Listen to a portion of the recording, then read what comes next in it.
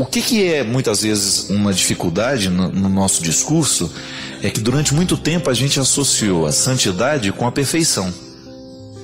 Perfeitos nós não podemos ser, mas santos nós podemos ser sim. A perfeição, minha gente, é quando... O que é uma coisa perfeita? É aquilo que é irretocado, né? Não precisa mexer mais. Quando você olha uma obra de arte e fala, essa obra é perfeita. Quando você tem, por exemplo, eu tive a graça, né, já de ir ao Vaticano. No Museu do Vaticano você vê coisas belíssimas. Em Roma você vê coisas belíssimas. A imagem de Moisés, né? É linda. Quando você está diante dela, é perfeita. Mas o que é o perfeito ali? O conceito grego de perfeição é aquilo que já está pronto e acabado. Então nós temos até aquela tradução, sede perfeitos como o vosso Pai do céu é perfeito. Então isso é um equívoco, porque na verdade a perfeição, ela não é um projeto para nós humanos. A santidade não consiste em ser perfeito, porque se é perfeito não precisa ser mudado. E eu não consigo encontrar, e nunca vi na minha vida, um ser humano que não precisasse ser modificado. Então veja bem que a santidade, ela consiste em ser um processo de busca pelo aperfeiçoamento. Eu quero ser semelhante a Jesus. Eu tenho como minha meta, é minha terra prometida, né? Eu quero chegar lá. Mas aí eu vou convivendo, aprendendo a conviver com os meus limites. Ser santo não significa não ter pecado mais não, mas significa ter os pecados sob controle. Ser santo significa ter consciência da fragilidade. Um livro que eu recomendo, me fez muito bem quando eu li, né? Do Anselmo Grum, O Céu Começa em Você. Já leu esse livro? É lindo, lindo, lindo, lindo. Anselmo Grum trabalha de maneira muito bonita essa espiritualidade que começa no chão mesmo, na realidade humana. Então eu vivo o meu processo de santidade trabalhando o que é frágil na minha humanidade, tomando posse disso, né? Eu começo a administrar o que é frágil em mim, para que aquilo que é frágil em mim não venha me administrar. Isso é santidade, é a gente viver na consciência de que nós podemos ser melhores. Então eu começo a observar o que eu sinto. Será que o sentimento que eu tenho pelo outro é santo? Será que o meu sentimento acorrenta ou faz livre? Isso é ser santo. É você viver na consciência e na busca constante de não permitir que as coisas ruins, que aquilo que é pecaminoso venha tomar conta de você. A busca pela santidade é para todos nós por causa disso, porque nenhum de nós está fora deste processo. Alguns mais adiantados, outros menos, né? Quanto mais a gente acelera o processo da bondade em nós, a nossa opção pelas coisas boas, mais a gente acelera esse processo de santidade. E é interessante a gente descobrir que eu não preciso ser perfeito para ser santo. Mesmo porque quando eu me considero perfeito, Deus já deixou de ter chance comigo. Deus não pode agir num coração que se sente perfeito. Porque se está perfeito, está acabado, está pronto. Não pode ser mexido. Agora, eu não estou perfeito e não quero ser perfeito, porque perfeito é uma coisa muito chata. Se conviver com uma pessoa que tem, como é que chama aquilo? Complexo, né? Não, é outro nome, não é complexo. Essas neuras, né? Pela perfeição, né? Tira um negócio assim, ela já não consegue nem ficar assim. Eu me lembro que eu tinha uma amiga minha que se tivesse alguma coisa torto na sala, ela ficava torta também, né? Do mesmo jeito que o quadro. Então, enquanto ela não levantava, não arrumava aquele quadro, ela não se sentia bem, né? O Anderson, um amigo meu, ele é baterista lá, baixista da banda Shalom do Pai, dos meninos lá de Guarabira que tocaram muito tempo comigo. E uma vez eu viajei com ele no avião, né? Tava a banda toda indo. Aí eu percebi que tudo ele colocava no meio. Um negócio assim a travezinha, né, da mesinha do avião, se não tivesse no meio ele não ficava também, ele ficava meio torto igual um negócio. E aí a gente começou a falar sobre isso no voo, e ele estava me confessando que tudo para ele tem que estar no meiozinho, arrumadinho. Eu achei aquilo interessante porque isso é um reflexo da alma da gente, né? Quantas vezes você vive essas neuroses nas matérias, né, nas coisas materiais, mas essa neurose existe dentro de nós também. E é muito ruim quando a gente se transforma numa pessoa que fica exigindo perfeição o tempo todo. A gente impede muitas vezes as pessoas de serem elas mesmas por causa disso. E na verdade é um jeito de querer consertar o que a gente é, né? Só que a gente quer consertar primeiro no outro, né? Porque isso é muito interessante, né? O que você mais rejeita no outro costuma ser aquilo que você mais rejeita em você mesmo. Então é uma luta. E santidade consiste em você tomar consciência disso. Eu não posso, eu não tenho o direito de fazer mal ao processo do outro, eu não tenho o direito de fazer mal ao meu processo. A luta pela santidade consiste em nós buscarmos clarear as nossas intenções. Vamos deixar claro para nós mesmos o que é que eu preciso fazer. É ter essa consciência, é saber perder, é saber ganhar, né? É saber administrar a vida. Isso é santidade, minha gente.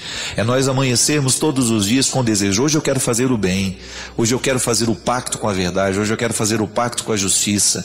E eu quero promover essa justiça, essa verdade nas pequenas coisas. Hoje eu quero ser amigo dos outros, eu não quero difamar ninguém, eu não quero aumentar o peso das coisas ruins. Tudo isso é santidade. Mas isso não é perfeição. Padre Fábio, estou com um grande problema. Meu marido está muito envolvido com a internet, através de conversas pornográficas. Ele diz que não tem nada a ver, mas eu não posso me conformar com isso.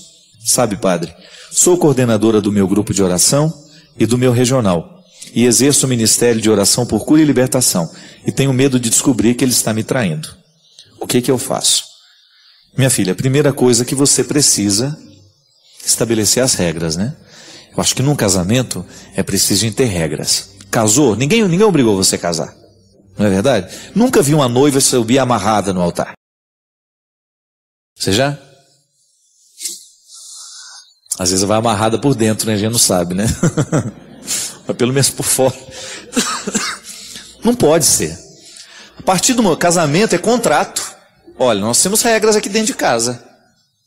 E eu fico assim assustado de ver, né, o quanto que a internet está se transformando num problema mesmo dentro das famílias. Gente, é impressionante o que existe de pornografia disponível na internet. É impressionante o quanto de pessoas, o número de pessoas que estão viciadas nisso. E quando eu falo de pornografia, eu estou falando de todo tipo de contato virtual que tem aí. As pessoas ficam amigas, elas se casam, elas fazem sexo através da internet. É uma coisa absurda. Isso é traição? É traição, porque o tempo que o marido está ali diante de um computador, e às vezes eu encontro histórias, gente, de homem que fica 5, 6 horas diante da tela de um computador, batendo papo com mocinhas que nunca viu na vida. Pelo amor de Deus, esse é o tempo que você poderia estar cultivando com coisas boas, com sua família, com pessoas de verdade, né? Qual que é o grande problema da internet? Quando ela substitui as relações reais. Quando nós começamos a trazer para dentro da nossa cabeça um contexto absolutamente destrutivo. E eu já falei disso daqui. Nós temos que tomar muito cuidado quando isso vai virando um vício. O tal do MSN, o tal do Orkut, meu Deus do céu, há pessoas que passam boa parte do tempo em torno disso. Não fazem outra coisa. Então preciso tomar cuidado. A internet tem que ser para nós um lugar de pesquisa. Eu vou lá, preciso receber um e-mail, preciso fazer uma comunicação com alguém, eu preciso saber. É uma beleza, a gente tem aquele Google, né? Qualquer coisa que você tem dúvida, você joga lá, sai lá um monte de coisa, um monte de assuntos interessantes para o seu crescimento. Agora a pessoa passa horas e horas e horas batendo papo, conversa fiada. Oi, tudo bem? E aí? É aqui, é lá. E aí? E aqui, e lá. Então, é uma coisa desgastante, né? Que aquilo não tem fim.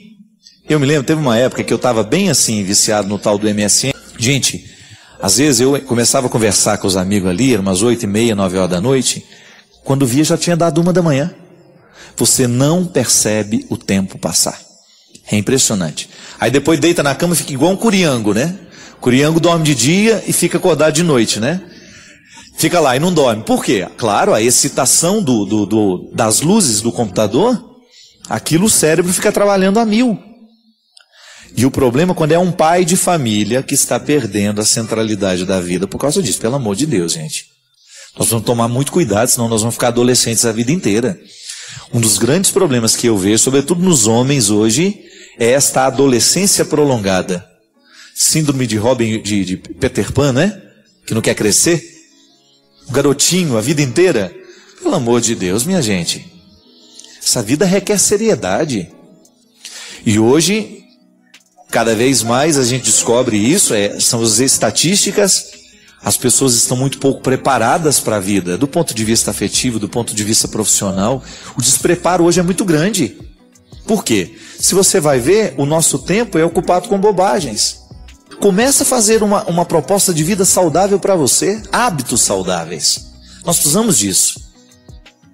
Começar a controlar um pouquinho até o tempo da internet na sua vida, porque senão daqui a pouco você está em torno disso e você não faz outra coisa. Você não estuda, você não trabalha, você não convive. Então, se o seu marido vive esse problema, coloca as cartas na mesa. Precisa olhar nos olhos dele e dizer, olha, eu não vou tolerar isso mais. Que a partir do momento que ele está trazendo essa pornografia para dentro da sua casa, está abrindo a possibilidade também para que os seus filhos tenham contato com isso. E volta, é aquilo que a gente estava dizendo antes, perde a autoridade, gente. Se o filho descobre que o pai faz isso, fica muito difícil de pedir que o filho não faça. Padre Fábio, estou com um grande problema. Meu marido está muito envolvido com a internet, através de conversas pornográficas. Ele diz que não tem nada a ver, mas eu não posso me conformar com isso. Sabe, padre, sou coordenadora do meu grupo de oração e do meu regional, e exerço o ministério de oração por cura e libertação, e tenho medo de descobrir que ele está me traindo. O que eu faço? Minha filha, a primeira coisa que você precisa estabelecer as regras, né? Eu acho que num casamento é preciso ter regras. Casou? Ninguém obrigou você a casar. Não é verdade? Nunca vi uma noiva subir amarrada no altar. Você já?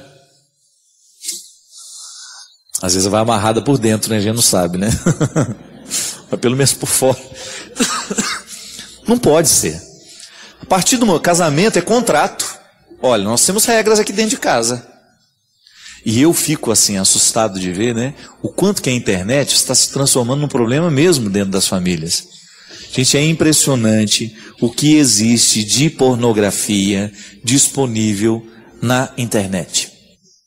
É impressionante o quanto de pessoas, o número de pessoas que estão viciadas nisso. Quando eu falo de pornografia, eu estou falando de todo tipo de contato virtual que tem aí. As pessoas ficam amigas, elas se casam, elas fazem sexo através da internet. É uma coisa absurda. Isso é traição? É traição. Porque o tempo que o marido está ali diante de um computador, e às vezes eu encontro histórias, gente, de homem que fica 5, 6 horas diante da tela de um computador, batendo papo com mocinhas que nunca viu na vida. Pelo amor de Deus, esse é o tempo que você poderia estar cultivando com coisas boas, com sua família, com pessoas de verdade, né? Qual que é o grande problema da internet? Quando ela substitui as relações reais. Quando nós começamos a trazer para dentro da nossa cabeça um contexto absolutamente destrutivo. E eu já falei disso daqui. Nós temos que tomar muito cuidado quando isso vai virando um vício. O tal do MSN, o tal do Orkut, meu Deus do céu. Há pessoas que passam boa parte do tempo em torno disso. Não fazem outra coisa. Então preciso tomar cuidado. A internet tem que ser para nós um lugar de pesquisa.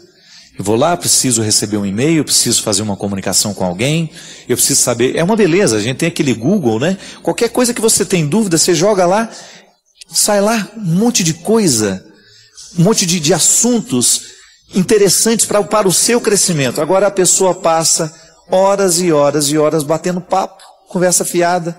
Oi, tudo bem? E aí? Ah, é aqui, é lá. E aí? E aqui, e lá. Então, É uma coisa desgastante, né? Que aquilo não tem fim. Eu me lembro, teve uma época que eu estava bem assim, viciado no tal do MSN. Gente, às vezes eu começava a conversar com os amigos ali, eram umas 8h30, 9h da noite. Quando via, já tinha dado 1 da manhã. Você não percebe o tempo passar. É impressionante. Aí depois deita na cama e fica igual um curiango, né? O curiango dorme de dia e fica acordado de noite, né? Fica lá e não dorme. Por quê? Claro, a excitação das luzes do computador, aquilo o cérebro fica trabalhando a 1000. E o problema é quando é um pai de família que está perdendo a centralidade da vida por causa disso. Pelo amor de Deus, gente. Nós vamos tomar muito cuidado, senão nós vamos ficar adolescentes a vida inteira. Um dos grandes problemas que eu vejo, sobretudo nos homens hoje, é esta adolescência prolongada. Síndrome de Peter Pan, né? Que não quer crescer. O garotinho a vida inteira. Pelo amor de Deus, minha gente. Essa vida requer seriedade. E hoje, cada vez mais a gente descobre isso, são as estatísticas, as pessoas estão muito pouco preparadas para a vida, do ponto de vista afetivo, do ponto de vista profissional. O despreparo hoje é muito grande. Por quê? Se você vai ver, o nosso tempo é ocupado com bobagens. Começa a fazer uma proposta de vida saudável para você, hábitos saudáveis. Nós precisamos disso. Começar a controlar um pouquinho até o tempo da internet na sua vida, porque senão daqui a pouco você está em torno disso e você não faz outra coisa. Você não estuda, você não trabalha, você não convive. Então, se o seu marido vive esse problema, coloca as cartas na mesa. Precisa olhar nos olhos dele e dizer, olha, eu não vou tolerar isso mais. Que a partir do momento que ele está trazendo essa pornografia para dentro da sua casa, está abrindo a possibilidade também para que os seus filhos tenham contato com isso. E volta, é aquilo que a gente estava dizendo antes, perde a autoridade, gente. Se o filho descobre que o pai faz isso, fica muito difícil de pedir que o filho não faça.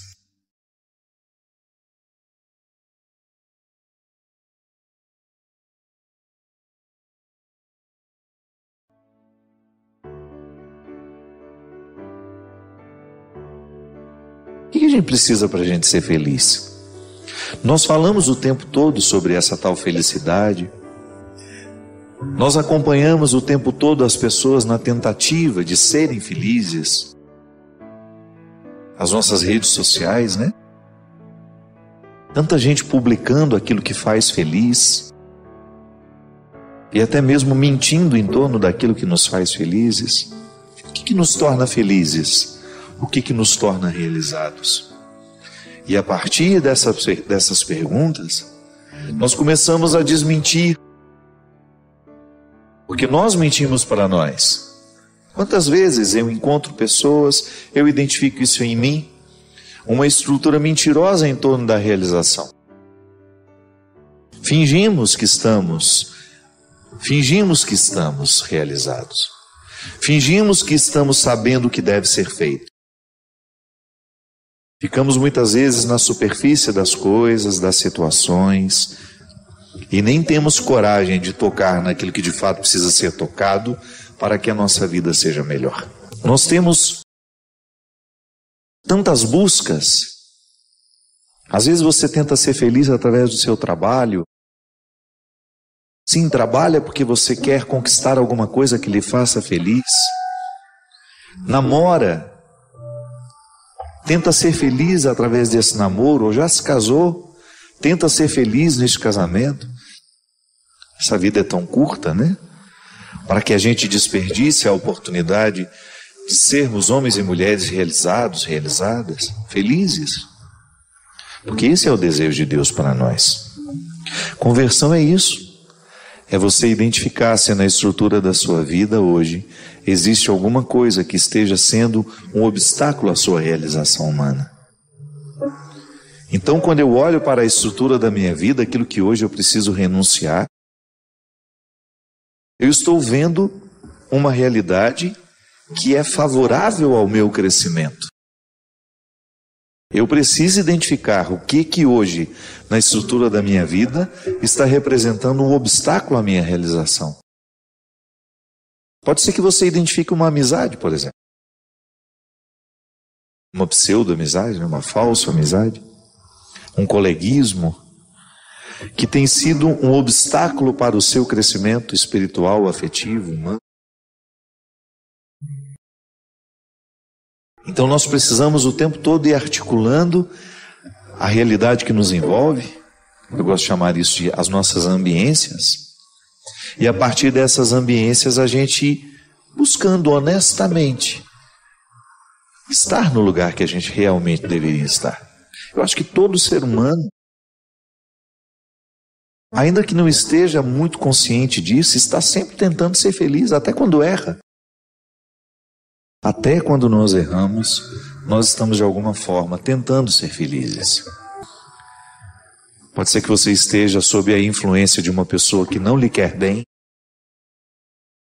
que esteja lhe viciando naquilo que lhe destrói, ou que esteja lhe retirando de um contexto de fidelidade a si mesmo. Sim, nós podemos muitas vezes ficar viciados em pessoas que nos fazem mal. E de repente o inimigo vai minando as nossas coragens, as nossas disposições, e a gente vai se afastando do caminho que Deus quer para nós. Volto a dizer que é um caminho de realização, é um caminho de felicidade. Deus não quer o nosso sofrimento.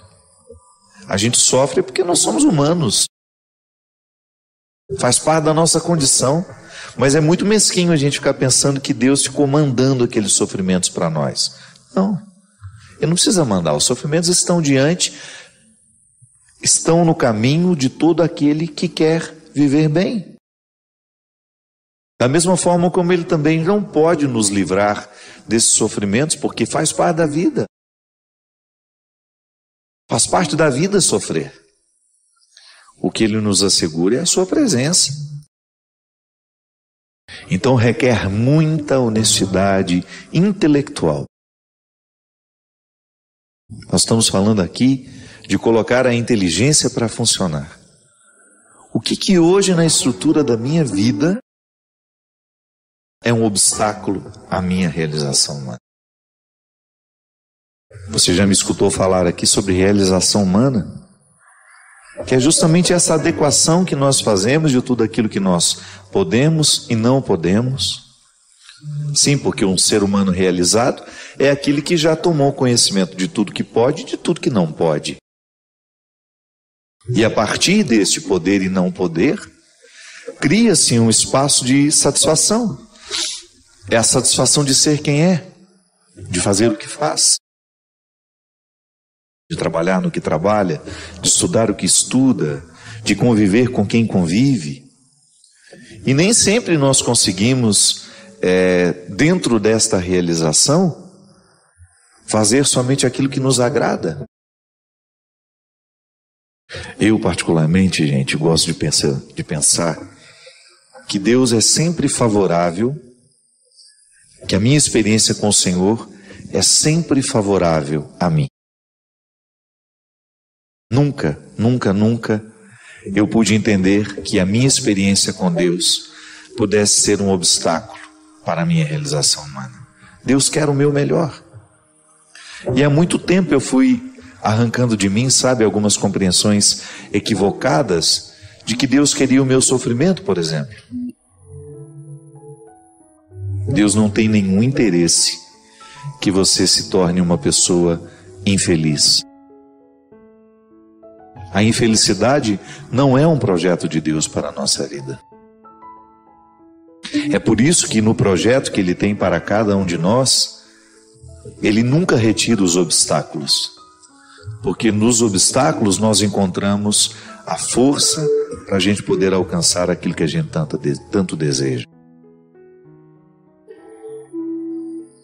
Sim, precisamos vencer diariamente os obstáculos que nos privam de viver essa felicidade, essa realização humana.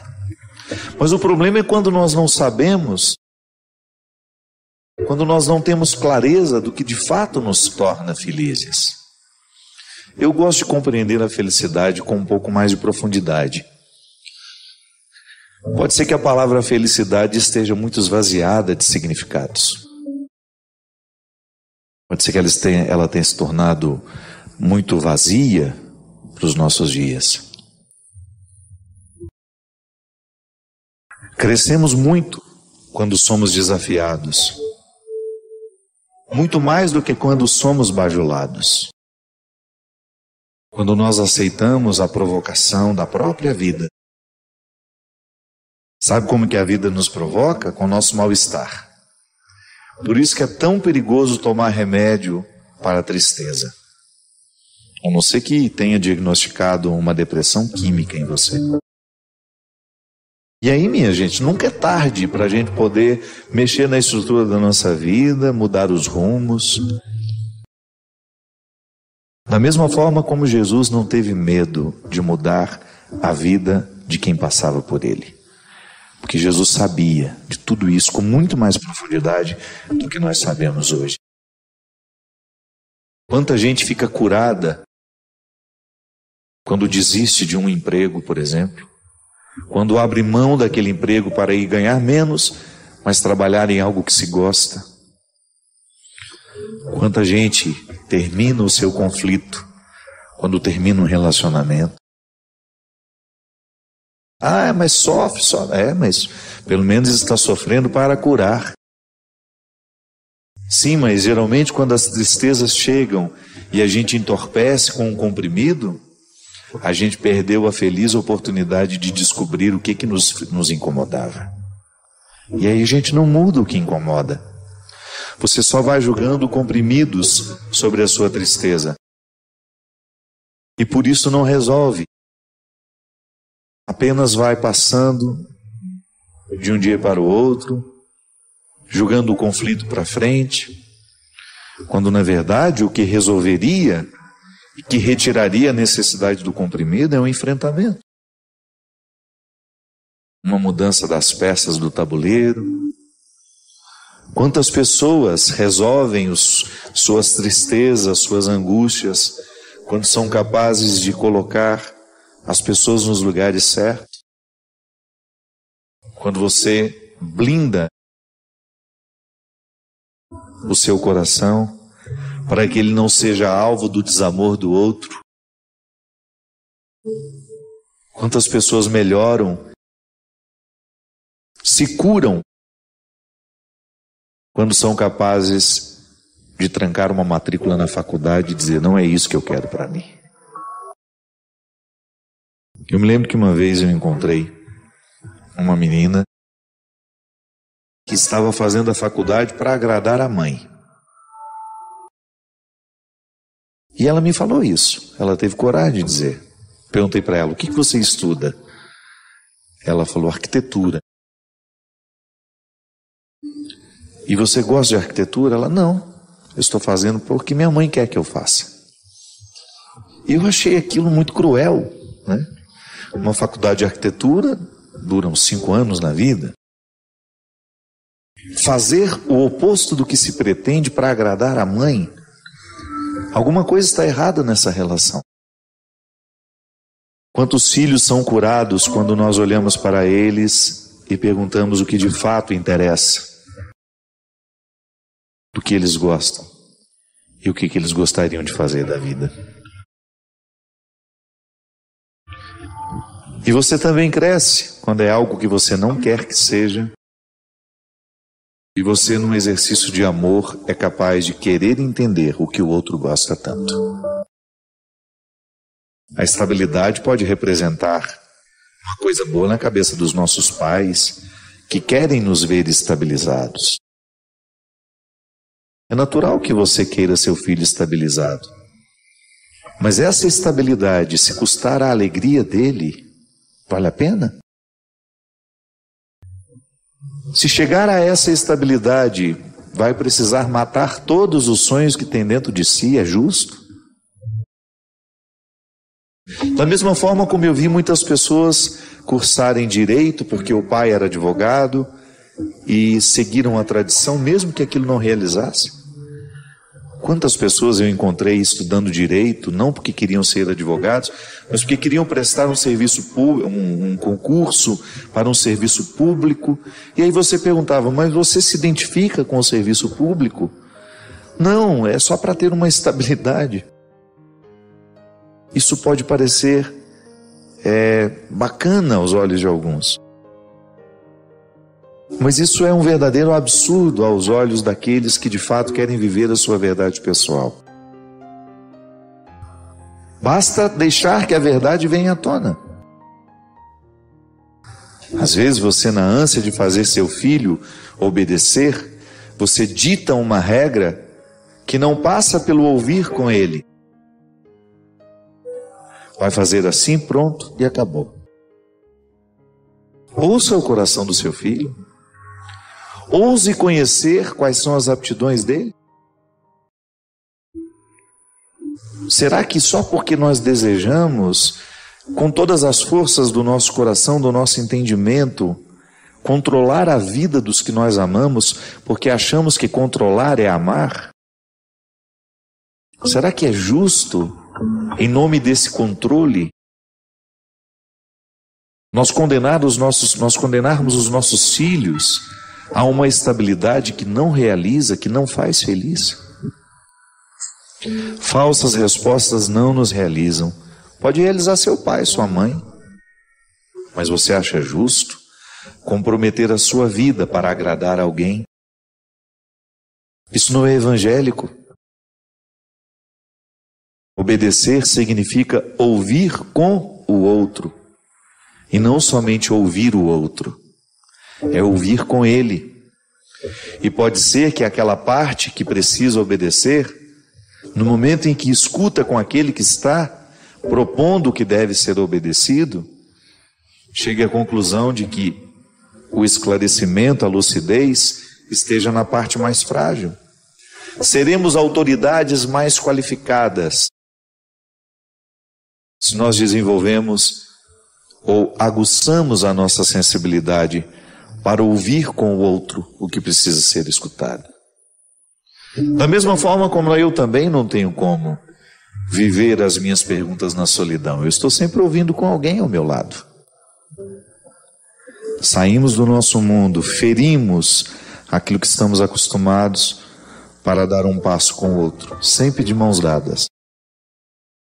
Porque nunca erramos, minha gente, quando vamos de mãos dadas. Nunca erramos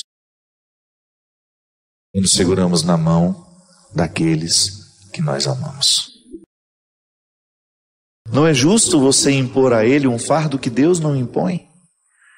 Deus colocou nele um jeito de ser, uma forma de viver, de pensar, de sentir.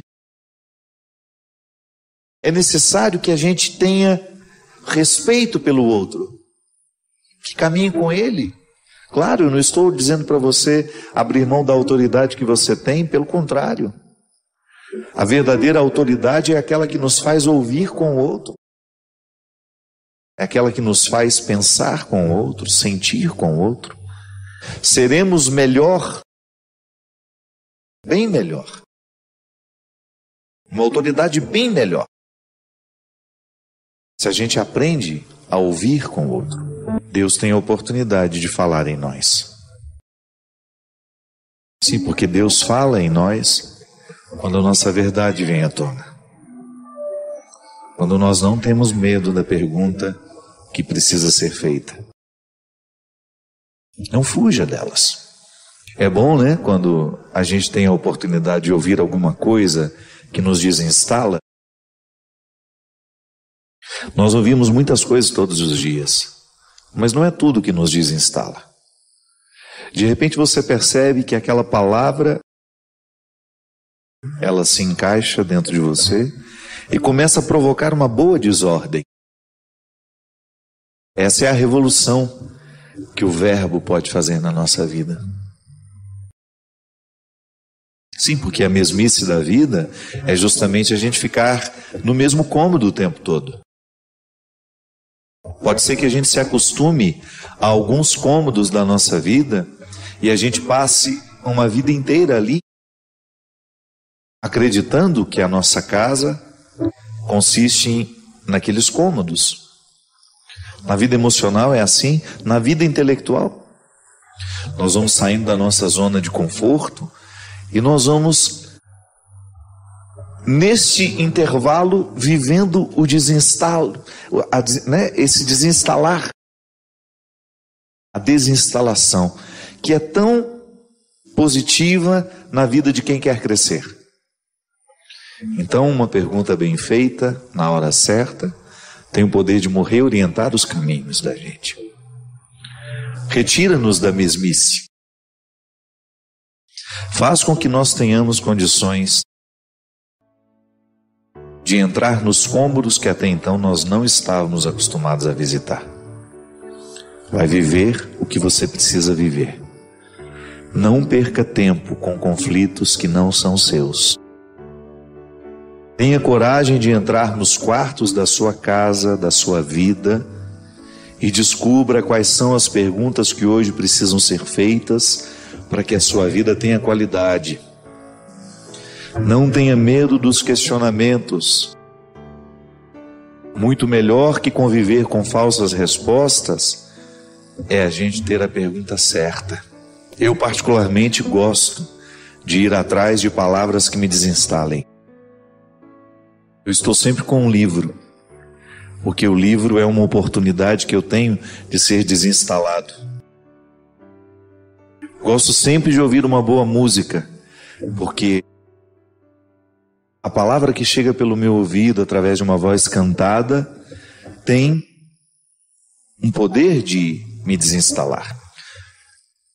Os especialistas dizem que toda vez que nós aprendemos uma coisa nova, é como se o nosso cérebro fosse ferido positivamente. E o conhecimento, ele se estabelece à medida em que nós vamos ferindo, que nós vamos criando novas sinapses, né?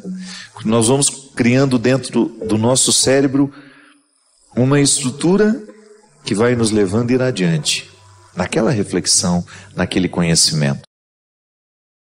Eu me recordo que, como professor, o grande desafio era desinstalar aqueles que já achavam que já sabiam.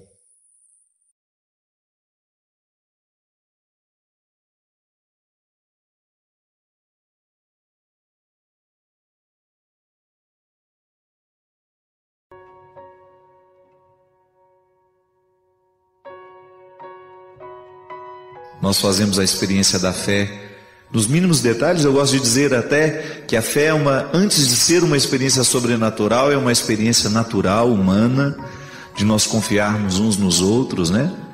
É interessante a gente identificar que a confiança que nós temos na mãe, no pai, nas pessoas que são mais próximas, isso nos ensina depois, um dia, termos condições de ter uma fé mais elaborada. Mas antes da fé em Deus, a fé nas pessoas. É aquele gesto que nos tranquiliza de saber que nós não estamos sozinhos e que poderemos dar os primeiros passos, aprender as primeiras coisas mais difíceis para nós, porque a gente sabe que tem alguém que nos ama e que nos socorre naquele momento em que nós estamos em processo de aprendizado. É interessante porque a fé, ela nos contextualiza no tempo a partir de esperanças. Eu sempre gosto de refletir a fé amarrada na esperança. Fé e esperança. Dois pilares que sustentam todo cristão, todo crente, ouso dizer, não só nós cristãos. E a experiência de fé, ela é fundamental na nossa vida. Por isso o Papa nos convida a viver o ano da fé. Um ano de entrega, de confiança, não é verdade? E eu fiquei pensando de como que nós podemos viver isso. Como que isso pode repercutir na nossa vida. Como é que nós podemos entrar dentro da mística do ano da fé que a igreja nos convida a viver. Justamente assim.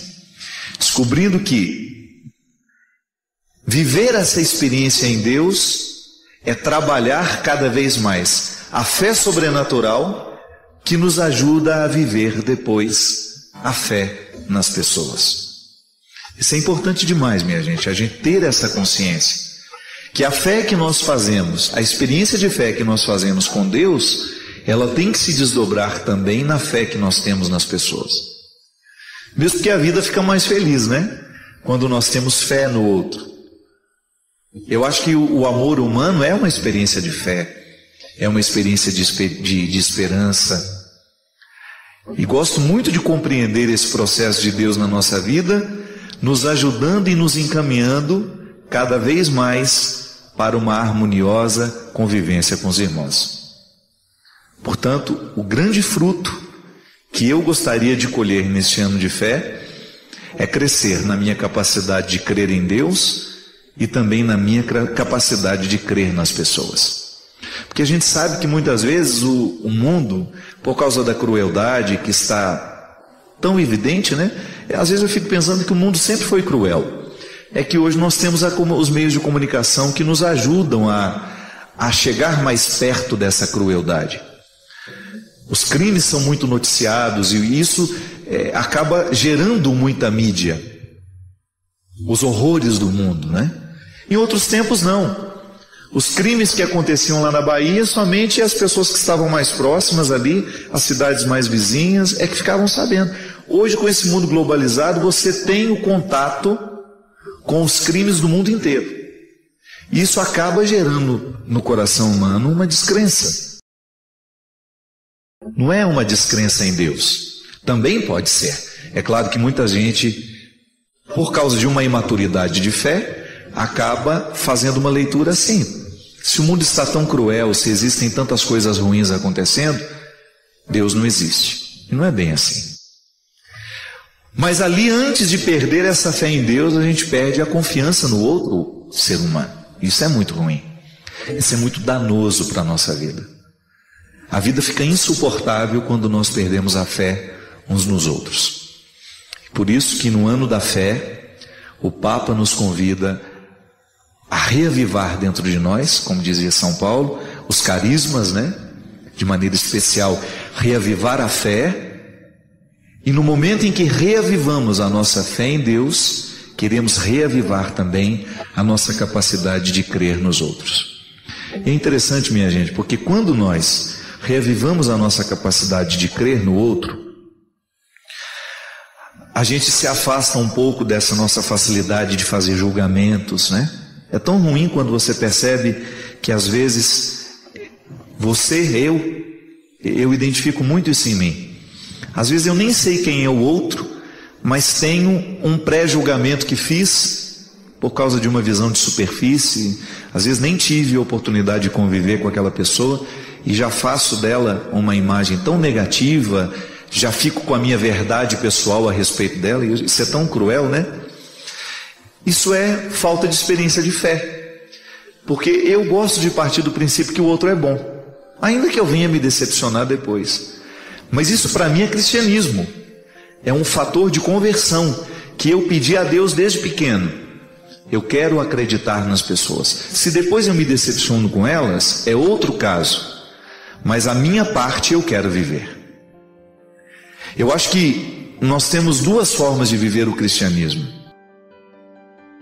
Uma primeira que é relativizando os compromissos que Ele nos dá, e a gente viver um cristianismo de aparência. A gente vive até confortável. Você acha que está fazendo tudo certo, que você tem o direito de duvidar, que você tem o direito de julgar. E existe uma outra forma de viver o cristianismo, que é mais despojado, que é você viver essa liberdade interior, de deixar que o mundo seja o mundo, que as pessoas sejam as pessoas. E a partir disso você confiar que aquilo que está acontecendo é o que pode ser. E que por trás de tudo isso existe, no fundo, uma pessoa querendo acertar, querendo se dar bem, querendo acontecer do jeito certo. E essa confiança, neste primeiro momento, é fundamental para que a gente se sinta coerente, né? O outro se aproxima de mim, claro, tem as leis da simpatia, da antipatia, mas eu vencer isso, para poder ter a oportunidade de chegar perto do outro e conhecê-lo de verdade. Vocês me ouviram falar e testemunhar aqui no último programa das grandes alegrias que eu vivi na Terra Santa.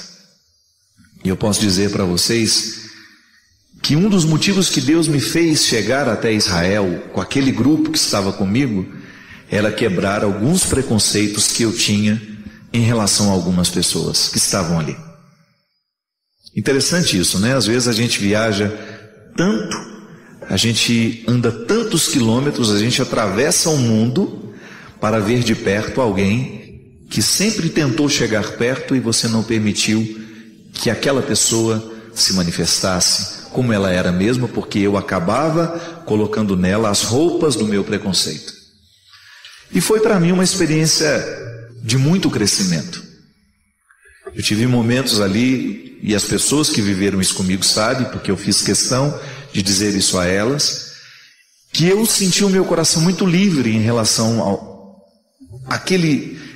algumas pessoas que daquele grupo para mim eram pesadas e não sei porquê, talvez eu interpretasse errado o motivo delas quererem estar perto de mim, não sei, às vezes a gente é tão injusto sem saber que está sendo, né? Às vezes muito bem fundamentado nos meus princípios, e de repente Deus me fez ver de maneira muito generosa e carinhosa o motivo daquelas pessoas quererem a proximidade. E eu voltei para casa desmoronado em relação a algumas pessoas, e isso me fez muito bem. Isso me evangelizou, né? Eu que prego tanto que o cotidiano precisa nos evangelizar, naquele momento fui evangelizado pelo cotidiano mesmo, entre um almoço e outro, entre uma espera de um deslocamento, entre uma mala que a gente carrega, entre um ônibus e outro. Naqueles momentos, uma conversa que você tem, a revelação acontece, e Deus aproveita daquele momento para quebrar as nossas estruturas tão preconceituosas. Então o ano da fé, a gente pode vivê-lo assim: fé em Deus sempre, crescer cada vez mais a nossa intimidade com o Senhor, buscar ter uma vida de oração, conhecer a palavra, mergulhar na vida dos sacramentos, mas também reavivar a nossa fé nas pessoas. Muitas vezes, quando não temos a fé nas pessoas, nós corremos o risco de pecar gravemente. Não importa o momento da vida em que você se cansou. O que importa é que é sempre possível recomeçar. É necessário recomeçar. Recomeçar é dar uma nova chance a si mesmo. É renovar as esperanças na vida e, o mais importante, acreditar em você de novo. Sofreu muito nesse período? Chorou muito? Foi limpeza da alma. Ficou com raiva das pessoas? Foi para perdoá-las um dia. Sentiu-se só por diversas vezes? É porque fechaste a porta até para os anjos. Acreditou que tudo estava perdido? Era o início da tua melhora. Pois é, agora é hora de reiniciar, de pensar na luz, de encontrar prazer nas coisas simples de novo. Que tal um corte de cabelo arrojado, diferente? Um novo curso? Ou aquele velho desejo de aprender a pintar, desenhar, dominar o computador, ou qualquer outra coisa? Olha, quanto desafio! Olha quanta coisa nova nesse mundo de meu Deus te esperando. Está te sentindo sozinho? Besteira? Tem tanta gente que você afastou com seu período de isolamento. Tem tanta gente esperando apenas um sorriso teu para chegar perto. Quando nos trancamos na tristeza, nem nós mesmos nos suportamos. Ficamos horríveis. O mau humor vai comendo o nosso fígado até a boca ficar amarga. Recomeçar. Hoje é um bom dia para começar novos desafios. Onde você quer chegar? Ir alto? Sonhe alto. Queira o melhor do melhor. Queira coisas boas para a vida. Pensando assim, trazemos para nós aquilo que desejamos. Se pensamos pequeno, coisas pequenas teremos. Já se desejamos fortemente o melhor e principalmente lutarmos pelo melhor, o melhor vai se instalar na nossa vida. E é hoje o dia da faxina mental. Joga fora tudo que te prende ao passado, ao mundinho de coisas tristes, fotos, peças de roupa, papel de bala, ingressos de cinema, bilhetes de viagens e toda aquela tranqueira que guardamos quando nos julgamos apaixonados. Jogue tudo fora, mas principalmente esvazie seu coração. Fique pronto para a vida, para encontrar de novo o amor. Lembre-se, somos apaixonáveis. Somos sempre capazes de amar e ser amados. Amar muitas vezes, muitas pessoas. Afinal de contas, nós somos o amor. Porque sou do tamanho daquilo que vejo, e não do tamanho da minha altura. Essa faxina que o escritor desconhecido nos propõe, com esse texto se chama Recomeçar, serve para nós nesse momento em que, ao olharmos para a morte do outro, pensamos a nossa. Na filosofia a gente aprende que a única forma que a gente tem de experimentar a morte, antes de morrer, é claro, né? Porque a morte é o acontecimento que nós vamos, de fato, saber o que é morrer, é no momento que a gente morre. Não há uma outra forma de experimentar a morte pessoal, senão morrendo. Então, como isso vai ser o ato definitivo, eu antecipo essa experiência quando eu olho para aqueles que morrem ao meu lado. Porque de alguma forma nós nos olhamos naquelas pessoas que se foram. É uma maneira que eu tenho, que você tem, de olhar para a sua morte, é naquele que morre. É um impacto sobre nós. A morte dos outros nos impacta. E ao olhar, ao sentir esse impacto, é natural que você também passe a sua vida limpa. Que todos nós queremos ser felizes. Às vezes não somos felizes é por causa das escolhas erradas que a gente faz. E quando eu falo de felicidade, eu não estou falando de ausência de problemas. Essa é utópica, essa não existe. Eu estou falando da possibilidade de nós vivermos confortáveis em nós. De você olhar para a vida que você está vivendo e você ficar satisfeito com o resultado que você está tendo. Isso é possível. A nossa vocação é essa. Não é ter uma vida extraordinária. Porque às vezes a gente olha para as pessoas famosas, né? A gente fala, nossa, que vida extraordinária deve ter aquela pessoa. Nada. Os palcos não são eternos. Aquele astro do cinema que você vê brilhando na tela, olha o que aconteceu com ele. Um homem que ganhou Oscar, um homem que ganhou inúmeros prêmios ao longo da sua vida e de repente não consegue administrar a infelicidade do momento, ou não soube administrar o sair de cena, porque isso também é perigoso. Ninguém está livre de perder o sentido da vida. E eu particularmente penso que pode ser para mim e para você uma oportunidade de nós revermos o que estamos fazendo na nossa vida. Às vezes a gente corre demais, às vezes a gente se expõe a um contexto de tanta necessidade, que a gente acaba morrendo antes da hora. Talvez esteja numa época em que as pessoas precisarão simplificar as suas vidas. Que quanto mais a gente pode, mais complexo a gente fica.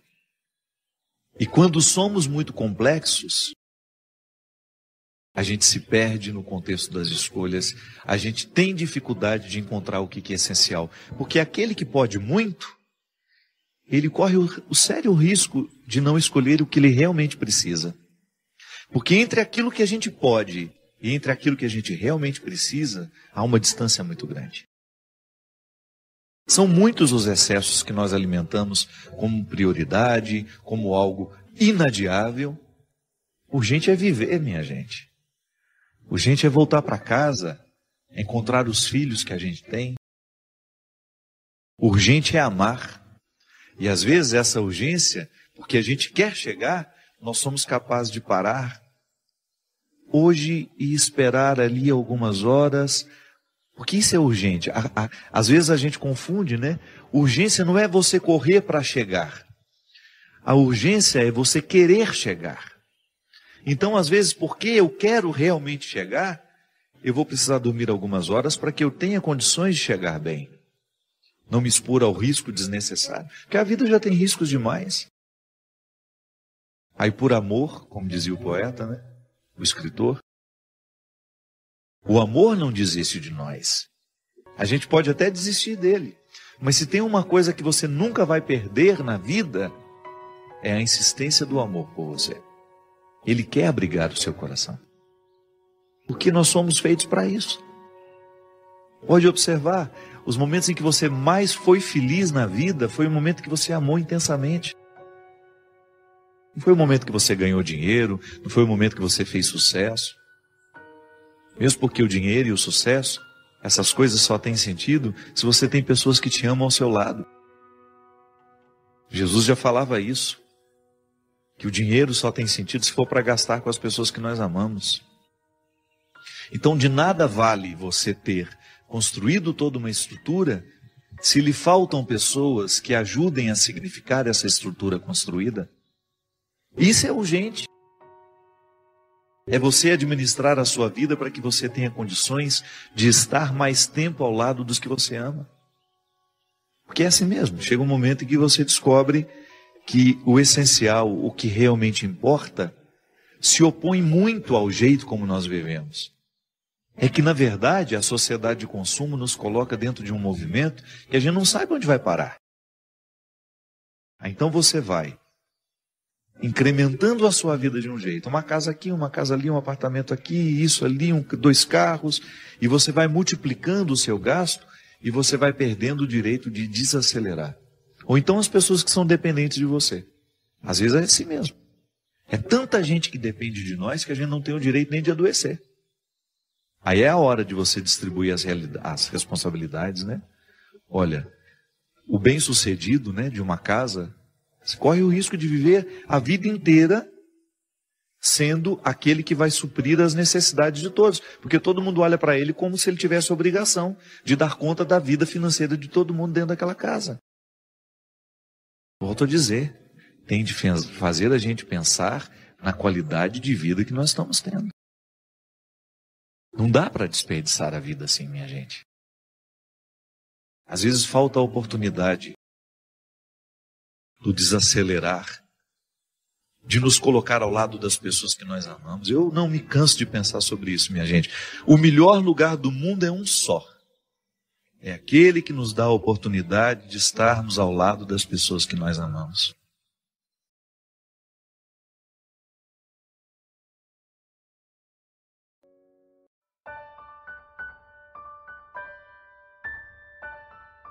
E o seu querer para mim é que eu esgote essas possibilidades ao máximo. Eu preciso elevar a categoria máxima as minhas possibilidades. Aí uma coisa vai desencadeando outra. Quebrar as hipocrisias é a gente mergulhar no coração dessas coisas, dessas realidades que nos tornam tantas vezes absolutamente infelizes porque não estamos sendo quem a gente deveria ser. E a pior hipocrisia não é a que o outro nos mostra, é aquela que nós sabemos na intimidade do nosso coração que nós praticamos. A hipocrisia que de fato nos envergonha não é a que o outro sabe de nós, não. É a que nós sabemos de nós mesmos. Quando eu não sou capaz de amar os que estão ao meu lado, quando eu não sou capaz de respeitar os que estão ao meu lado, quando eu sinto que meu amor é teórico, não amo ninguém e fico fazendo discurso para o outro, que devemos nos amar, que devemos nos respeitar.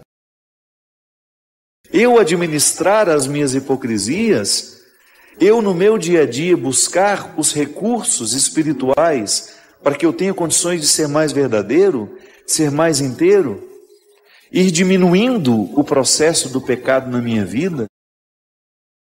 Ah, padre, mas não é tudo que a gente consegue, eu sei, é processual. A satisfação é um diamante que nós vamos encontrar todo dia, no meio dos cascalhos.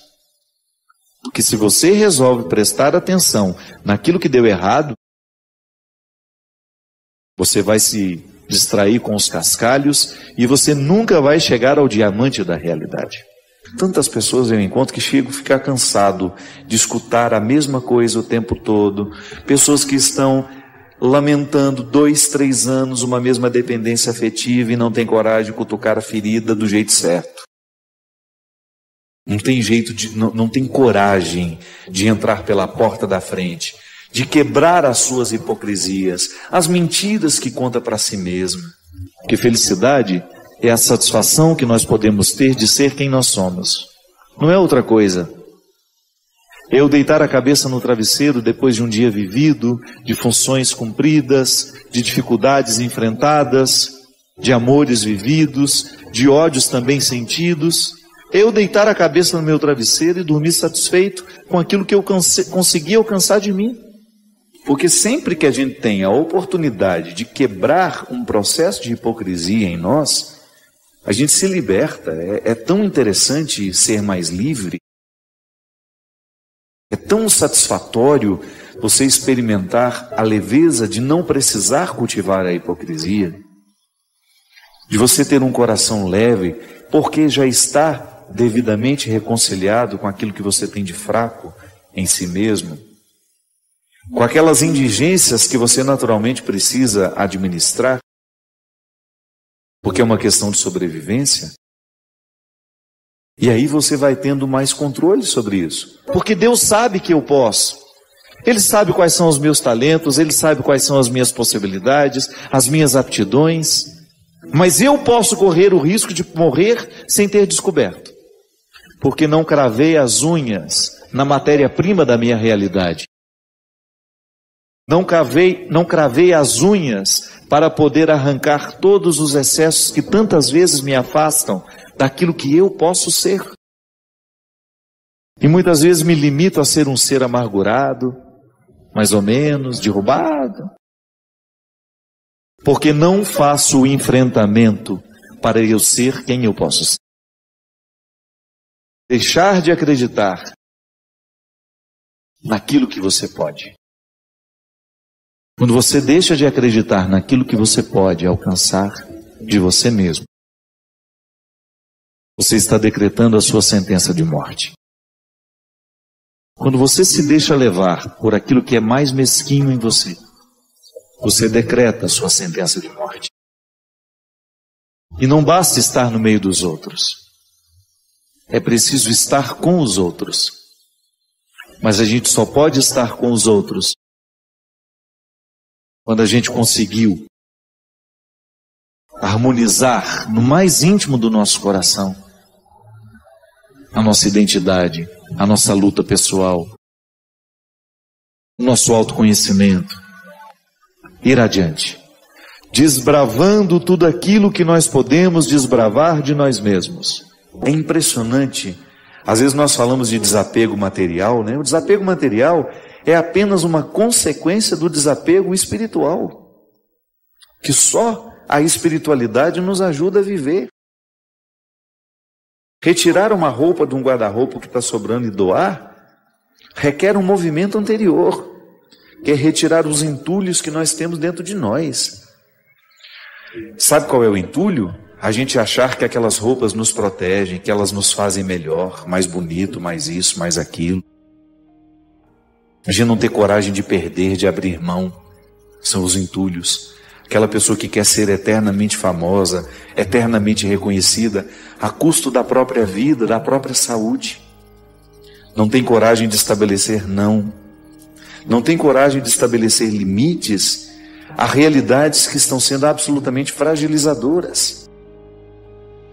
Por quê? Porque quer ficar sempre no topo. A vida não será perfeita. Então eu não tenho o direito de projetar a minha felicidade somente para quando tudo estiver perfeito. Não, a gente vai morrer e isso não será possível. A felicidade é um projeto que carece diariamente de empenho. Porque senão não vai, não dá certo. A gente não chega lá. Também faz parte da maturidade você chegar à conclusão de que você não tem que dizer tudo sobre tudo. Que você tem o direito de se reservar ao silêncio, de não emitir opiniões, de permanecer calado, né, até que você saiba ou tenha condições de falar alguma coisa. Agora, você precisa enfrentar os seus problemas, eu não posso enfrentá-los por você. Eu preciso enfrentar os meus problemas. Eu tenho lá, na estrutura da minha vida, os problemas que são próprios da minha vida. que são próprios do meu ser, da estrutura que me cerca. E preciso administrar diariamente tudo isso para que eu tenha o direito de extrair a satisfação de ser quem eu sou. Um médico, por exemplo, ele tem os problemas que são próprios da profissão dele. E ele consegue ser feliz mesmo tendo todas as dificuldades ali. Por quê? Porque ele enfia as unhas na realidade e vai lá buscar o motivo da sua satisfação. Mas é assim que a gente vai, muitas vezes, endurecendo o nosso coração. Quando você percebendo que o mundo não tem sido generoso com você, você deixa de ser generoso com o mundo. Não adianta, minha gente. Se a gente não quebra a couraça das hipocrisias, das mentiras que nos alimentam, nós nunca chegaremos à verdade que nos salvará. Se a gente insiste em manter essas aparências mentirosas, alimentando falsos conflitos, dando respostas a nós mesmos que já não nos respondem há anos, só para tentar nos justificar diante dos outros, ou para ficar parecendo mais bonitinho, mais inteligente, mais equilibrado, quando na verdade lá dentro nós estamos num poço de necessidade, de conflito. Tudo isso porque a gente não tem coragem de olhar de frente o fantasma que nos assombra. A gente se diz irmão do outro, mas mete o pau toda vez que tem a oportunidade. A gente é todo bonitinho no nosso discurso que a gente faz para os outros, mas lá, na nossa intimidade, nós somos as pessoas mais difíceis de conviver. Parecemos bonitinhos, fazemos todos os dias uma exortação à caridade, ao amor fraterno, à paz mundial, mas lá dentro da nossa casa, somos insuportáveis aos nossos irmãos, somos insuportáveis àqueles que convivem conosco. E às vezes, o contexto das nossas hipocrisias escondem as situações em que a gente está se perdendo de nós mesmos. É aquela eterna mentira, que a gente não tem coragem de dizer a nós o que nós precisamos ouvir, em relação à nossa vida pessoal, em relação às nossas escolhas. A gente vai dando eternas justificativas, infundadas, mentirosas, mas que naquele momento parece confortável, alivia a gente do enfrentamento que a gente precisa viver. Sim, quando eu busco essa felicidade, independente do que o outro está me oferecendo, quando eu cavo na terra do meu ser a oportunidade de ser feliz, eu naturalmente provoco isso no outro. Eu vou ficar menos incomodado com o outro. Porque muitas vezes eu fico numa insistência na mudança do outro, mas não faço aquilo que me cabe para que o outro mude a partir de mim. Essa história da gente se dizer irmãos, mas na prática a gente viver como se fôssemos inimigos, com inveja, com disputa o tempo todo, um puxando o tapete do outro, fazendo de tudo para dar errado o projeto do outro. Sentimentos mais mesquinhos, e todos eles acobertados pelo pseudo-manto da santidade. Os sentimentos mais mesquinhos eu encontrei em pseudo-santidades. É por isso que a gente precisa lidar diariamente com os nossos conflitos, colocá-los sobre a mesa, olhar sem medo, aquilo que no nosso temperamento, no nosso jeito de ser, é causa de opressão, que depois gera hipocrisia. A pessoa não fica hipócrita da noite para o dia. A hipocrisia é muitas vezes o resultado de um processo opressor. É muito desagradável, é muito desconfortável a gente identificar que o tratamento que a gente oferece às pessoas não é aquele que a gente recomenda. Porque para mim o pecado pior é esse. Um pecado grave que nós cometemos diariamente é quando nós não somos capazes de amar as pessoas que estão ao nosso lado. Muitas vezes sou eu o responsável por aquilo que não é transformado no outro. Faça a manutenção.